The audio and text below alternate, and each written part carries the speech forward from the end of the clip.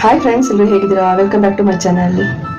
ಸಬ್ಬಕ್ಕಿನ ಉಪಯೋಗಿಸ್ಕೊಂಡು ಹಲವಾರು ರೆಸಿಪಿಗಳನ್ನ ಮಾಡ್ತೀವಿ. ಆದರೆ ಒಂದ್ಸಲ ಈ ಒಂದು ರೆಸಿಪಿಯನ್ನು ಟ್ರೈ ಮಾಡಿ, ತುಂಬಾ ರುಚಿಯಾಗಿರುತ್ತೆ. ಇದನ್ನ ಮಾಡ್ಕೊಳ್ಳೋದಕ್ಕೆ ಜಾಸ್ತಿ ಟೈಮು ಹಿಡಿಯೋದಿಲ್ಲ, ಹಾಗೆ ಜಾಸ್ತಿ ಪದಾರ್ಥಗಳು ಬೇಕಾಗೋದಿಲ್ಲ.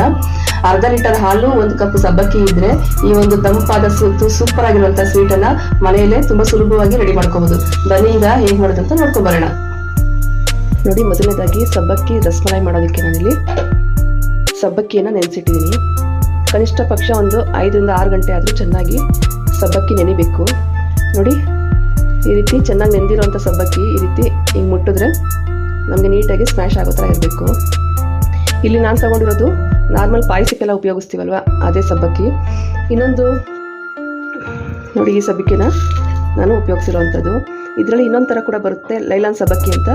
ಬೇಕಾದರೆ ಅದಿದ್ರೆ ಅದನ್ನು ಕೂಡ ನೀವು ಉಪಯೋಗಿಸ್ಕೊಬೋದು. ಈಗ ನೆನೆಸ್ಕೊಂಡಿರುವಂಥ ಸಬ್ಬಕ್ಕಿಯನ್ನು ಹಾಕಿ ಜಾಲರಿನಲ್ಲಿ ಹಾಕಿ ನೀರನ್ನು ಸಪ್ರೇಟ್ ಮಾಡ್ಕೋಬೇಕಾಗುತ್ತೆ.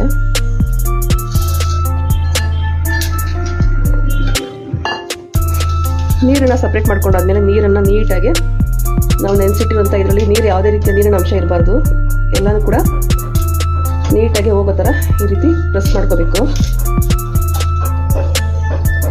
ಸಬ್ಬಕ್ಕಿಯಲ್ಲಿ ಯಾವುದೇ ನೀರಿನ ಅಂಶ ಇರಬಾರ್ದು, ಹಾಗಾಗಿ ಈ ರೀತಿ ಒಂದು ಜಾಲರಿನಲ್ಲಿ ಹಾಕ್ಕೊಂಡು ನೀಟಾಗಿ ನಾವು ನೀರನ್ನು ಶೋಧಿಸ್ಕೋಬೇಕಾಗುತ್ತೆ. ನೋಡಿ, ನಾನಿಲ್ಲಿ ಅರ್ಧ ಲೀಟರ್ ಹಾಲನ್ನು ಒಂದು ಪಾತ್ರೆಗೆ ಹಾಕ್ಕೊತಾ ಇದ್ದೀನಿ.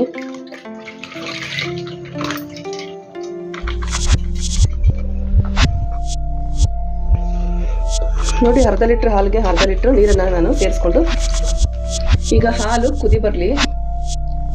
ಸಣ್ಣ ಫ್ಲೇಮಲ್ಲಿ ಇಟ್ಟು ನಿಧಾನವಾಗಿ ಕುದಿಸ್ಕೋಬೇಕು ಹಾಲನ್ನು. ನೋಡಿ, ಹಾಲು ಕುದಿ ಬರೋ ಅಷ್ಟೊತ್ತಿಗೆ ನಾವಿಲ್ಲಿ ಸಬ್ಬಕ್ಕಿಯನ್ನು ನೀಟಾಗಿ ಕೈಯಲ್ಲೇ ಸ್ಮ್ಯಾಶ್ ಮಾಡ್ಕೋಬೇಕಾಗುತ್ತೆ. ಈ ರೀತಿ ಸಬ್ಬಕ್ಕಿಯಲ್ಲಿರುವಂಥ ನೀರಿನ ಅಂಶ ನೀಟಾಗಿ ಸೋದಿಸ್ಕೊಂಡಾದ್ಮೇಲೆ ಈ ರೀತಿ ಕೈಯಲ್ಲೇ ನಾವು ಸಬ್ಬಕ್ಕಿಯನ್ನು ಸ್ಮ್ಯಾಶ್ ಮಾಡ್ಕೋಬೇಕು. ಸಬ್ಬಕ್ಕಿಯನ್ನು ಪೂರ್ತಿಯಾಗಿ ಸ್ಮ್ಯಾಶ್ ಮಾಡೋದು ಬೇಕಾಗಿಲ್ಲ, ಒಂದು ಮುಕ್ಕಾಲು ಭಾಗ ನೀಟಾಗಿ ಈ ರೀತಿ ಕೈಯಲ್ಲಿ ನಾವು ಸ್ಮ್ಯಾಶ್ ಮಾಡ್ಕೋಬೇಕು. ಅಂದರೆ ನಮಗೆ ಉಂಡೆ ಕಟ್ಟುವಾಗ ಕೈಗೆ ನೀಟಾಗಿ ಉಂಡೆ ಬರಬೇಕು.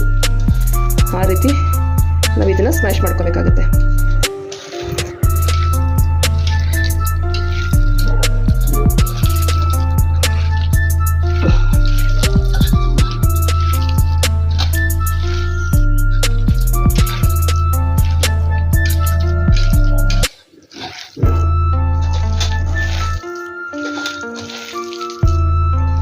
ನೋಡಿ, ಸಬ್ಬಕ್ಕಿನ ನೀಟಾಗಿ ಈ ರೀತಿ ಸ್ಮ್ಯಾಶ್ ಮಾಡ್ಕೊಂಡಿದ್ದೀನಿ. ನೋಡಿ, ಕೈಯಲ್ಲಿ ಹಿಂಗೆ ಎತ್ಕೊಂಡ್ರೆ ನೀಟಾಗಿ ಒಂದು ಉಂಡೆ ಕಟ್ಬೋದು. ನೋಡಿ, ಈ ರೀತಿ ಇದಕ್ಕೆ 1 ರಿಂದ 1.5 ಸ್ಪೂನ್ ಆಗುವಷ್ಟು ಸಕ್ಕರೆಯನ್ನು ಸೇರಿಸ್ಕೊತೀನಿ. ಸಕ್ಕರೆಯನ್ನು ಸೇರಿಸ್ಕೊಂಡಾದ್ಮೇಲೆ ನೀಟಾಗಿ ಈ ರೀತಿ ಮಿಕ್ಸ್ ಕೊಡಬೇಕಾಗುತ್ತೆ.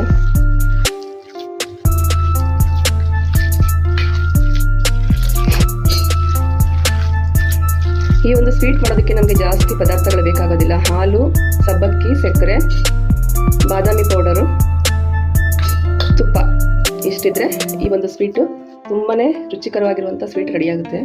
ಸಬ್ಬಕ್ಕಿ ಉಂಡೆ ರೆಡಿ ಮಾಡ್ಕೊಳ್ಳೋ ಅಷ್ಟೊತ್ತಿಗೆ ನಮಗೆ ಇಲ್ಲಿ ಹಾಲು ಕೂಡ ಕುದಿ ಬಂದಿದೆ. ಈಗ ಕುದಿತಾ ಇರುವಂಥ ಹಾಲಿಗೆ ನಮಗೆ ರುಚಿಗೆ ಎಷ್ಟು ಬೇಕಾಗುತ್ತೆ ಅಷ್ಟು ನೋಡಿಕೊಂಡು ಸಕ್ಕರೆಯನ್ನು ಸೇರಿಸ್ಕೊಬೇಕು.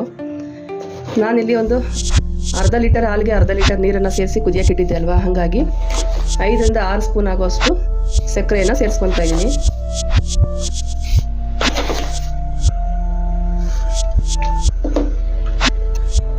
ಜೊತೆಗೆ 3 ಸ್ಪೂನ್ ಬಾದಾಮಿ ಪೌಡರ್ನು ಕೂಡ ನಾನಿಲ್ಲಿ ಸೇರಿಸ್ತಾ ಇದ್ದೀನಿ. ಬಾದಾಮಿ ಪೌಡರಲ್ಲೂ ಕೂಡ ಶುಗರ್ ಅಂಶ ಇರುತ್ತೆ, ಹಾಗಾಗಿ ನಾನು ಸಕ್ಕರೆ ಒಂದು 5 ರಿಂದ 4 ರಿಂದ 5 ಸ್ಪೂನ್ ಮಾತ್ರನೇ ಸೇರಿಸ್ಕೊಂಡಿದ್ದೀನಿ.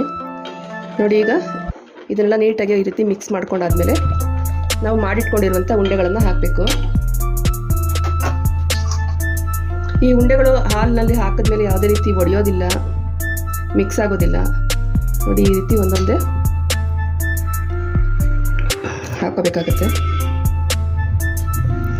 ಸಬ್ಬಕ್ಕಿಯಲ್ಲಿ ಹಲವಾರು ರೀತಿಯ ಸ್ವೀಟ್ಗಳನ್ನು ಮಾಡಿರ್ತೀರ, ಆದರೆ ಈ ರೀತಿ ರಸಮಲೈ ಫಸ್ಟ್ ಟೈಮು ನೋಡ್ತಾ ಇದ್ದೀರಾ ಅಂತ ಅನ್ಕೊತೀನಿ. ಖಂಡಿತ ನೀವೆಲ್ಲ ಈ ಒಂದು ಸ್ವೀಟನ್ನು ಟ್ರೈ ಮಾಡಿ.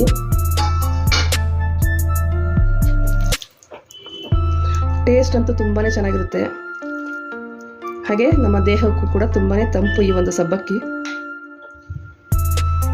ಹಾಗಾಗಿ ಟ್ರೈ ಮಾಡೋಣ ಅಂತ ಮಾಡಿದೆ, ತುಂಬಾ ಚೆನ್ನಾಗಿ ಬಂತು. ಖಂಡಿತ ನೀವು ಕೂಡ ಒಂದ್ಸತಿ ಟ್ರೈ ಮಾಡಿ ಹೇಗಿತ್ತು ಅಂತೇಳಿ ನನಗೆ ಕಮೆಂಟ್ ಬಾಕ್ಸಲ್ಲಿ ತಿಳಿಸೋದನ್ನು ಮರಿಬೇಡಿ. ನೋಡಿ, ಈ ಉಂಡೆಗಳನ್ನು ಹಾಕಿದ್ಮೇಲೆ ಒಂದು 5 ನಿಮಿಷ ಮಿಕ್ಸ್ ಮಾಡೋಕ್ಕೆ ಹೋಗಬಾರ್ದು. ಒಂದು 5 ನಿಮಿಷ ಬೇಯಕ್ಕೆ ಬಿಡಬೇಕು. ಇದು ಬೇಯಕ್ಕೂ ಅಷ್ಟೇ ಜಾಸ್ತಿ ಏನು ಟೈಮ್ ತೊಗೊಳ್ಳೋದಿಲ್ಲ. ಒಂದು 5 ರಿಂದ 6 ನಿಮಿಷ ಬೇಯಿಸ್ಕೊಂಡ್ರೆ ಬೇಗನೆ ಬೆಂದೋಗುತ್ತೆ. ನೋಡಿ, ಈ ಉಂಡೆಗಳನ್ನೆಲ್ಲ ಹಾಕಿ ಒಂದು 4 ರಿಂದ 5 ನಿಮಿಷ ಆಗಿದೆ. ಈಗ ನಿಧಾನವಾಗಿ ನಾನು ಈ ರೀತಿ ಮಿಕ್ಸ್ ಮಾಡ್ಕೊತಾ ಇದ್ದೀನಿ. ನೋಡಿ, ಉಂಡೆಗಳೆಲ್ಲ ಮಿಕ್ಸ್ ಆಗಿಲ್ಲ, ನೀಟಾಗಿ ಉಂಡೆಗಳು ಬೇಯ್ತಾ ಇದೆ. ಈಗ ಹಾಕಿ ನಾನು 4 ರಿಂದ 5 ನಿಮಿಷ ಆಗ್ತಾ ಇದೆ. ಒಂದು ಮುಕ್ಕಾಲು ಭಾಗದಷ್ಟು ಬೆಂದಿದೆ. ಇನ್ನೂ ಒಂದು 5 ನಿಮಿಷ ಇದು ಸಣ್ಣ ಫ್ಲೇಮಲ್ಲೇ ಬೇಯಲಿ. ನೋಡಿ, ಸ್ವಲ್ಪ ಕೇಸರಿಯನ್ನು ನಾನು ಸೇರಿಸ್ಕೊತಾ ಇದ್ದೀನಿ. ಕೇಸರಿ ಒಂದು ಕಲರು ಚೆನ್ನಾಗಿ ಕೊಡುತ್ತೆ, ಹಾಗೆ ಫ್ಲೇವರು ಕೂಡ ಚೆನ್ನಾಗಾಗುತ್ತೆ. ರಸಮಲೈ ಫ್ಲೇವರ್ ಏನಿದೆ ಅದನ್ನು ಕೂಡ ಚೆನ್ನಾಗಿರುತ್ತೆ. ಹಾಗಾಗಿ ನೋಡಿ, ಈಗ ರಸಮಲೈ ಬೆಂದಿದೆ. ಸಬ್ಬಕ್ಕಿ ಕೂಡ ಎಷ್ಟು ಚೆನ್ನಾಗಿ ಬೆಂದಿದೆ ನೋಡಿ.